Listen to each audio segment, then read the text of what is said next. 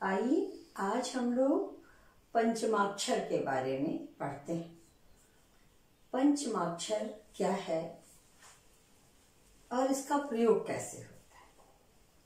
वैसे तो मैंने वर्णमाला पे जो वीडियो बनाया उसमें सब स्पष्ट किया है, लेकिन पंचमाक्षर पर चूंकि आजकल कंपटीशन के एग्जाम में प्रश्न आ रहे हैं तो आज मैं इस पे ही चर्चा करूंगी। देखिए, ये चार्ट मैंने बनाया, वर्णमाला में भी बना चुकी। क ख ग घ अंगा, च छ ज झ इया, ट ठ ड ढ अड़ा, त थ द ध न, प फ ब भ म।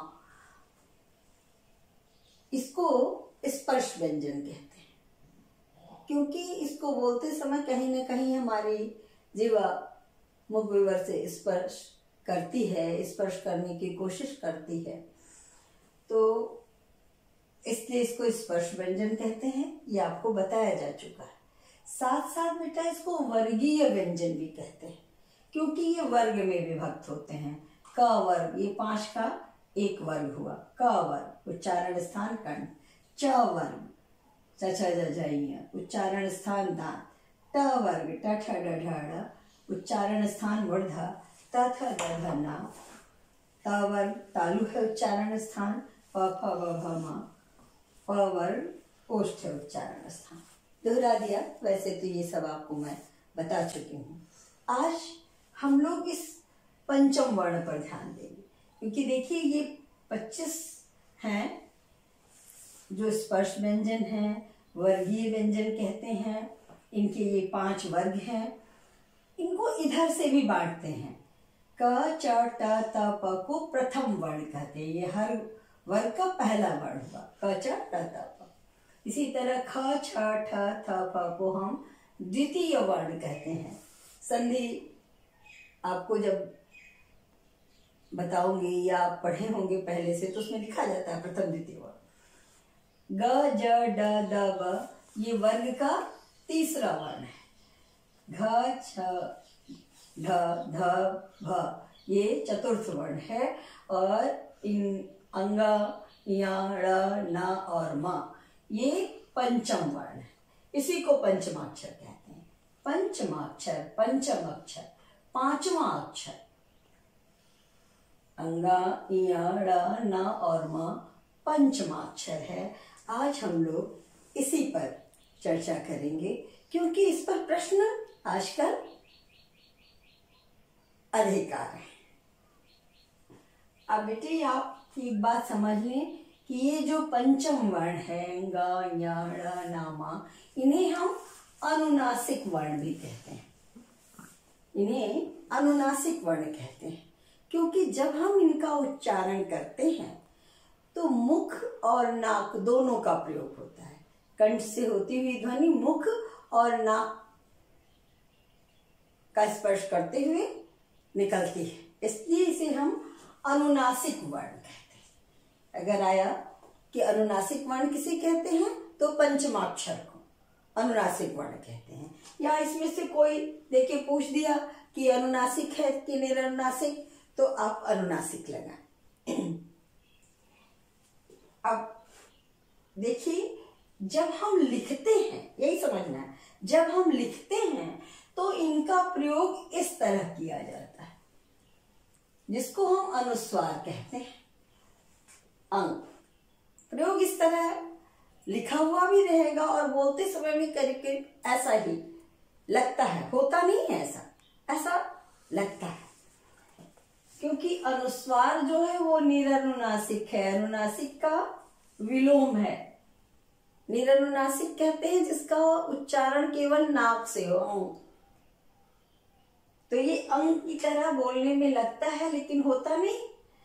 अब यही आपसे पूछा जाएगा, यही आपकी समस्या है कि कुछ शब्द मैंने लिए हैं, यहां लिखे हुए हैं, आप इसे देखें। आपके प्रश्न पत्र में ये शब्द लिखे होंगे और साथ में दिया होगा कि ये किसके लिए प्रयोग है। जैसे गंगा लिख दिया और गंगा लिख करके 4 दे दिया, अंगा, अंग, अंगा, म और ना, ये 4 दिया आपसे। और पूछा इसमें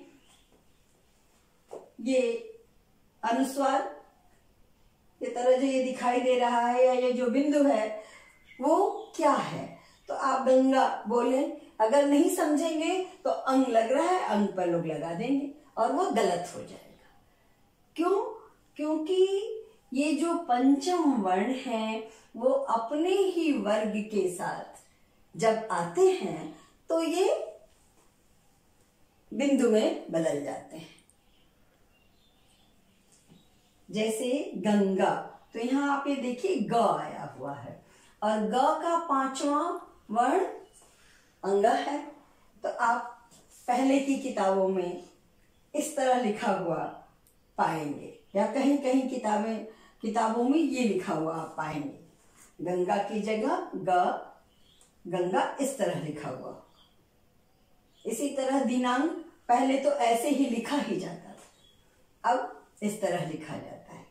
तो आप ध्यान इस चीज का दें कि गंगा में अगर पूछता है कि ये बिंदु कौन सा वर्ण है और इसका उच्चारण कहां से होता है, तो गंगा, ये ग का 5वां वर्ण अड़ है, उच्चारण स्थान कंठ है। इसी तरह खंजन है, तो ज आप देख रहे हैं, ज को देखिए, इसका 5वां वर्ण क्या है, इया। तो जहां लिखा रहेगा वहां इया लिखा होगा, आप उसको टिक लगाएंगे कि ये सही है और उच्चारण स्थान ये। अगर बोलने में अंग की तरह लग रहा है और आपने उसको कर दिया बच्चों तो गलत हो जाएगा।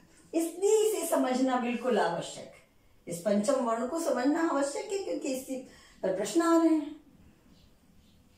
और मेरा ये मानना है कि प्राथमिक से लेकर के कंपटीशन वाले बच्चों सबके लिए है, माता पिता के लिए भी आवश्यक है कि माता पिता इसको अगर ध्यान दें और वो पहले से ही 4ठी 5वीं क्लास से अपने बच्चों को बताने लगे तो उनका सारा भ्रम अपने आप दूर हो जाएगा, स्थिति स्पष्ट रहेगी। इसी तरह कंठ है, कंठ, अब ये ठ है, देखिए आप ट ठ ड ढ ठ का 5वां वर्ण अड़ है, इसलिए यहां ये किस रूप में है, अड़।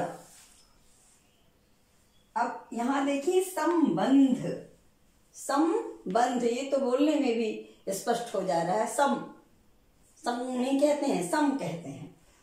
तो ब है, ब का म है तो ये म हो गया और ध का न है तो ये न हो गया, तो हम संबंध लिखते हैं। इस तरह आप जो शब्द प्रयोग करते हैं जहां पर ये अनुस्वार की तरह आया है उसको ध्यान दें, उसके बाद वाले वर्ण को देखें वो किस वर्ग का है, उसका 5वां क्या है, ऐसा करें और ध्यान देंगे तो ये कभी गलत नहीं होगा। उम्मीद करती हूँ कि पंचमाक्षर का प्रयोग बच्चों आपको समझ में आ गया होगा। अगर आ गया है तो आप टिप्पणी करें। आगे भी क्योंकि बोर्ड के एग्जाम है तो उस पर बनाते बनाते बीच बीच में मैं ऐसे ही व्याकरण पर आपको देती रहूंगी। मुझे सुनने के लिए धन्यवाद।